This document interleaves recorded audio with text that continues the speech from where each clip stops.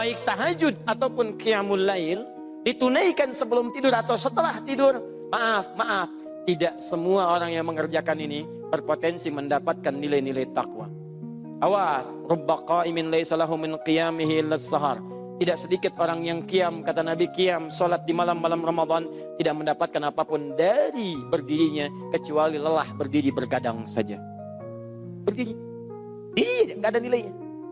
Maka dari itu dicontohkanlah cara mengerjakannya supaya maksimal kita memaksimalkan ini semua. Sekarang bagaimana cara saya mengerjakan? Baik, saya kerjakan qiyamnya sebelum tidur langsung ba'da isya atau di malam harinya. Maka mari kita lihat Nabi mencontohkan dengan dua sifat ini. Satu iman, kedua ihtisab. Sebentar, sebelum saya teruskan, bisa dipahami penjelasan saya? Jazakumullah khair, kita teruskan. Saya coba hapuskan dulu yang ini. Ini saya tahan untuk menerangkan turunan yang ini. Alhamdulillah. Saya, kalau Anda bersin, saya suka ingat sahabat saya yang tidak berjumpa, tapi kita insya Allah punya ikatan yang kuat. Namanya Ahmad Muzammil. Orangnya saleh, Insya Allah. Wajahnya memancarkan karisma yang baik dan ahli Quran. Dan kami mengasuh pesantren dulu dengan nama yang sama, sama-sama Al-Hikmah, sama-sama di Lebak Bulus. Saya mengasuh Al-Hikmah untuk hafalan Quran. Mahasiswa yang kuliah sekitaran Jakarta, ada Lipia di Uncit, ada IIKI juga, ada yang PT IIKI, ada UIN. Kita kumpulkan daripada beraktivitas yang macam-macam dan mereka menghafal Quran. Kita fasilitasi dengan gratis. Beliau Ahmad Muzammil, Ustaz Ahmad Muzammil itu yang tahsinnya, tahsin. Masya Allah, saking sayangnya Allah kepada beliau. Masya Allah, beda kami cuma 7 tahun usianya. Beliau dari saya 7 tahun lebih. Saya waktu itu 32, beliau 39. Saking sayangnya Allah kepada beliau, di hari Kamis Pak, tidak mendapatkan Ramadan pada saat itu. Padahal sudah dekat ke Ramadan. Dipanggil pulang. Ya Tuhan nafsul mutmainnah, Ahmad Muzammil, kamu pulang. Pahala kamu sudah banyak. Yuk, orang tahsin kamu dapat pahalanya. Murid kamu sudah banyak. Adi Hidayat masih banyak dosanya. Perlu banyak amalan, perlu banyak istighfar. Kamu udah pulang sesuai dengan ajalnya. Cara pulangnya itu sederhana Pak. Indah, gampang. Cuman bersin 2 kali. Hasin, selesai. Ringan gitu. Ya, Ahmad Muzammil, ahli Quran, ahli tahsin, pahala banyak. Dia pulang, hasin 2 kali, meninggal. Tadi saya lihat banyak yang bersin berkali-kali belum meninggal juga. Ya. Mungkin kita perlu Ramadan, itu maksudnya, untuk menambah dan menyusul saudara kita yang telah kembali kepada Allah. Siapa lagi yang mau bersin? Jangan khawatir, keluarkan aja. Karena saya pernah ceramah di Jakarta, begitu saya terangkan yang ini, mau bersin ditahan-tahan begini. Tenang ya, tenang. Bismillah. Balikan ke sini. 1. Hadis riwayat Muslim. Nomor hadis 749. Sebelum sampai ke sini, ini saya bahas yang ini dulu, yang iman dulu. Imanan Allah. Sekali. Dilakukan karena Allah, bukan karena yang lain. Kalimat iman pertama di dalam Al-Quran disandingkan langsung dengan Allah yang dengan sifat ghaibnya. Alladzina yu'minuna bil ghaib. Yu'minun bil ghaib. Imannya dilakukan karena Allah yang ghaib. Ghaib itu belum tampak dalam pandangan kita. Dan kita yakini keesaan ketunggalan dan seluruh kekuatan-kekuatannya kepada kita semuanya. Fokus baik-baik di sini. Ketika menyebutkan kalimat iman, maka tujuan utamanya kepada Allah. Kalau Anda ingin mendapatkan ampunan di malam Ramadan, dalam saat Anda menunaikan salatnya, maka syarat yang pertama, salat Anda harus ditunaikan karena Allah, bukan karena yang lain. Jangan dulu perdebatkan berapa jumlah rakaatnya. Pertanyaannya adalah berapapun rakaat, berapa yang Anda niatkan karena Allah Subhanahu wa taala. Jangan sampai terjadi saya ke sini, karena di situ enak keadaannya. Saya ke sini karena teman saya pun ke situ. Saya di sini karena imamnya lebih memberikan ketebalan kepada saya, macam-macam dan sebagainya. Ingat teman-teman, Anda boleh untuk memberikan gambaran-gambaran semangat karena imam bagus bacaan, karena menyentuh kepada jiwa. Tapi yang harus Anda tanamkan pada diri Anda sendiri, siapapun imamnya, memberikan sentuhan ataupun kepada jiwa saya, tetap saya kerjakan karena Allah Subhanahu wa taala. Begitu Anda datang imamnya beda, Anda nggak akan peduli. Yang penting Allah ridha dengan salat saya malam ini. Paham ya? Maka hati-hati betul. Begitu nanti teman-teman mempraktikkan masa tarawihnya, akhi, di mana tarawih? Saya ikut si fulan aja lah. Bukan karena ikut si fulan, karena Allah perintahkan Anda untuk memilih yang terbaik karenanya. Paham? 1. Sudah. Masuk ke dihim dulu, lalu saya teruskan ihtisab. Teknisnya bagaimana? Teknisnya, salatul laili mathna mathna. Hadis Muslim hadis 749. Kalau Anda tunaikan salat malam, salatul laili, malam dibagi dua, bisa tahajud, bisa qiyamul lail. Mau Anda tidur dulu, mau tidak tidur dulu, kata Nabi, cara pertama mathna mathna. Paling minimal tunaikan 2. Setelah itu 2. Setelah itu 2. Fa'idha khasyiya ahadakumul fajra, sampai 2. Kalau Anda khawatir dekat menuju fajar, sebentar lagi fajar tiba, falyutir rak'atan wahidah, maka segera tutup dengan witir 1 rakaat. 1 rakaat. 2. Mau fajar nih, tutup 1 rakaat.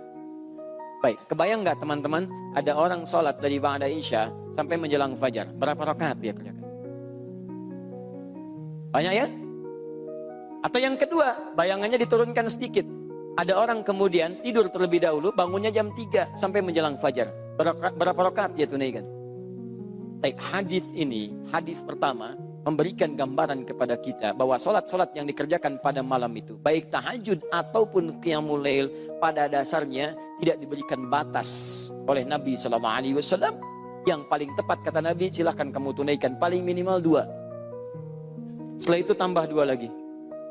Tambah 2 lagi. Tapi kalau kamu duga witir fajar akan segera tiba, tutup segera dengan witir 1 rakaat.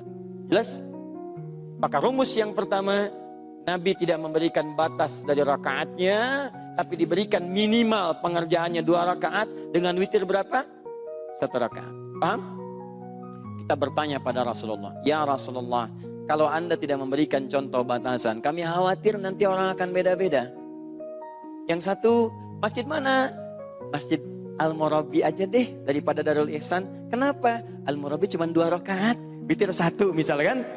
Tapi tahu nggak kamu, rakaat pertama Al-Baqarah sampai selesai, rakaat kedua Ali Imran sampai tuntas. Pilih mana? Apakah Al-Murabi atau Darul Ihsan? Kalau Darul Ihsan bagaimana? Juz amma. Masya Allah, ya udah saya juz amma aja, kan? Tapi juz ammanya rakaat pertama An-Naba, rakaat keduanya bisa turun. Karena tidak ada standar di sini nanti orang bisa begini, bisa begitu. Maka Nabi mempraktekkan kesehariannya, solat malamnya, bahkan di Ramadan atau di luar Ramadan, dengan merujuk keterangan pada Sayyidah Aisyah radhiyallahu taala anha. Hadis Al-Bukhari nomor hadis 2008 sampai 2010. Datang 3 orang sahabat mulia, Abdullah bin Mas'ud, Hudzaifah al-Yamani, Ubaid bin Ka'ab radhiyallahu taala anhum jami'an. Sa'alu Sayyidata Aisyah radhiyallahu taala anha an salatin Nabi sallallahu alaihi wasallam fil lail. Ya, maka mereka bertanya tentang salat malamnya Nabi sallallahu alaihi wasallam. Kaifa kanat salatu Rasulullah sallallahu alaihi wasallam? Faqalat, maka dijawab oleh Sayyidah Aisyah, lihat. Ma kana yazidu fi Ramadan wala fi ghairi. Sepanjang tinggal di tempat saya, demikian cara menerjemahkannya, saya saksikan beliau sholat di Ramadan ataupun di luar Ramadan, beliau tidak pernah menambah ala 11 rakaatan, lebih dari 11 rakaat. Di kesaksian Sayyidah Aisyah, saat Nabi berada di rumah beliau, baik di bulan Ramadan ataupun di luar Ramadan, sholat malamnya berapa rakaat? 11 rakaat. 11 ini yusalli arba'an. Beliau sholat 4 rakaat dulu. Perhatikan beda hadis dengan yang pertama tadi. Thumma yusalli arba'an, pakai thumma. Kemudian salat 4 lagi. Thumma yusalli thalathan, pakai thumma lagi. Kemudian salat 3 rakaat. 4 tambah 4 tambah 3. Berapa? 11. Lihat pakai thumma di sini. Baik, pertama. Saksian kedua, hadis riwayat Ibnu Abbas radhiyallahu taala anhuma di Abu Daud nomor hadis 1369. Beliau melihat pada saat beliau menginap di rumah bibinya Sayyidah Maimunah radhiyallahu taala anha, saat Rasulullah sallallahu alaihi wasallam memiliki waktu untuk bisa hadir mendampingi Sayyidah Maimunah. Beliau membagi, ya, dari malam sekian hari sekian di rumah Sayyidah Aisyah, malam sekian hari sekian di rumah Sayyidah Maimunah, di rumah Sayyidah Zainab dan seterusnya radhiyallahu taala anhunna jami'an. Ketika waktunya tiba di rumah Sayyidah Maimunah, Ibnu Abbas itu menginap di situ untuk melihat kebiasaan Nabi bagaimana malam harinya. Ternyata kata beliau, Karena Rasulullah sallallahu alaihi wasallam adalah Rasulullah sallallahu alaihi wasallam terbiasa bangun di malam hari. Kadang tengah malam lebih sedikit atau kurang sedikit. Kalau di kita kurang lebih disesuaikan setengah 2 atau sekitar jam 2. Kemudian ketika bangun itu fajalasa, beliau duduk dulu. Kemudian famasaha biyadi min atharin naum, dengan tangannya beliau menghapus kemudian bekas-bekas ngantuknya. Kemudian faqara'a khawatimu surah Ali Imran, membaca 11 ayat terakhir surah Ali Imran dari 190 sampai dengan ayat ke-200. Kemudian di Al-Bukhari nomor hadis 181, riwayat Abu Dzar Al-Ghifari dilengkapi lagi. Nabi membaca doa bangun tidur. Alhamdulillahilladzi ahyana ba'dama amatana wa ilaihin nusyur. Thumma dhahaba ila syinin mu'allaqah. Kemudian pergi ke tempat tertutup semacam kamar mandi bagi kita. Fatawadda, kemudian beliau berwudu. Kemudian apa yang terjadi? Lalu beliau datang ke musolanya, tempat solatnya, dan siap menunaikan solat malam. Aku berdiri di belakangnya sampai Nabi menarik aku sehingga sejajar dengannya. Ini dalil menunjukkan boleh kalau salat berdua, Anda jadi imam, teman Anda jadi makmum, berdiri secara sejajar. Anda imam, dia makmum, sejajar posisinya. Anda kiri, dia kanan. Atau kalau mau menggunakan yang masyhur, yang standar yang lain, Anda maju sedikit, kemudian makmum di belakangnya sedikit. Paham? Belum selesai hadisnya. Kemudian saya merasakan salat bersama Nabi. Nabi salat kemudian dimulai dengan 2 rakaat yang ringan. Khafifatain. Rak'ataini khafifatain. Khafifatain itu salat pembuka. Kalau kita warming up, ya, untuk menghadirkan kehusuan sebelum salat masuk pada intinya. Rakaatnya 2 rakaat. Saya simpan di sini, pembuka. Bacaannya nggak panjang. Jadi begitu salat, langsung baca Al-Fatihah, takbir Allahu Akbar, Al-Fatihah tanpa bacaan surat yang lain.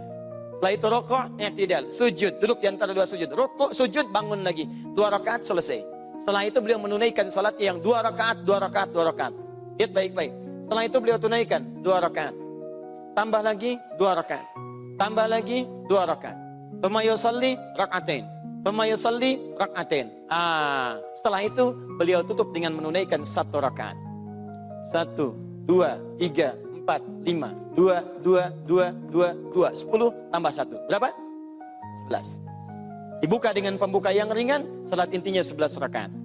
Jadi di rumah Sayyidah Maimunah 11 rakaat. Di rumah Sayyidah Aisyah kemudian 11 rakaat. Ini 4, ini kemudian 2, 2, 2, ujungnya 1. Paham sampai sini? Baik. Jadi kalau Anda misalnya ingin mengambil standar salat Nabi SAW mengacu pada jumlah rakaatnya, Anda silakan boleh tunaikan 11 rakaat. Paham? Mau pilih mana saja silakan. Jangan Anda simpulkan tuh, yang benar itu yang 11 rakaat versinya 443. Karena hadisnya kata Aisyah radhiyallahu taala anha, saya tidak pernah melihat Nabi di Ramadan atau di luar Ramadan kecuali 11 rumusnya 443. Jawab, itu kan di rumah Sayyidah Aisyah. Sedangkan Nabi menginap bukan di situ saja. Kadang di rumah Sayyidah Maimunah, kadang di rumah Saudah binti Zam'ah, kadang di rumah Sayyidah Zainab dan seterusnya. Di rumah ini beda dengan yang ini karena kondisi istri Nabi satu dengan yang lainnya itu beda. Beda usia, beda kekuatan berdiri, beda keadaannya. Makanya Nabi memberikan fleksibilitas supaya istrinya nyaman mengikutinya. Itu poinnya. Dan ini bisa Anda terapkan pada istri Anda. Jangan dipaksakan. Ayo mah, yang kuat, yang kuat. Sunnah Nabi 11 rakaat. Lihat tuh, lihat. Tidak.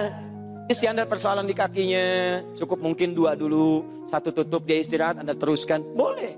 Jangan dipaksakan. Surga mah, surga. Surga. La haula wala quwwata illa billah.